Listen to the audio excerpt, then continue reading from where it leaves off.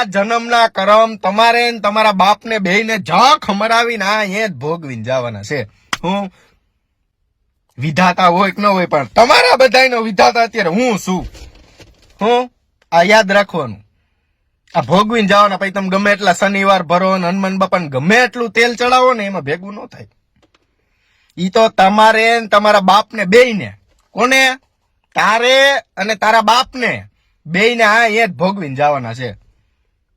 આ યાદ રાખજો. અને આ બધી પ્રૂફ દેવાની ને તૈયારી રાખજો. તમે તમારે માના સંસ્કારની રેખા વેખા બધું ઓળંગી નાખ્યું. બસ તમને એમ હતું કે આપણે જ અહીંના બાપ છે, અહીંનો કોઈ બાપ આવવાનો પેદા જ નથી થવાનો. તમને એમ હતું ના ના ના બકા, ના ના ના, સમયે બળવાન. હા, 6 મહિના જેલ કાપી આવે એટલે એમ નો સમજવું કે લુખા થઈ જાય. ના ના ના ના, જેવી 7:30 ઉતરે ને એટલે સીધો જ ટાઈમ ચાલુ થાય. હું અને તારા હાટું 1 વર્ષ હે ને ફરાર રહેવું પડે ને, 1 વર્ષ તો 1 વર્ષ ફરાર રહેવું. સમજો ઢોલરિયા?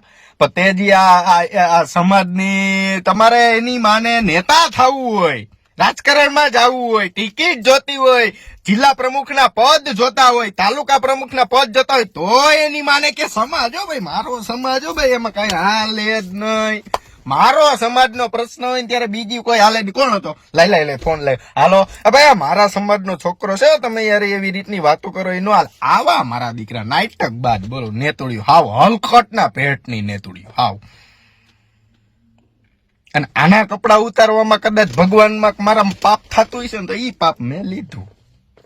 હો, ઈ પાપ મેં લીધું.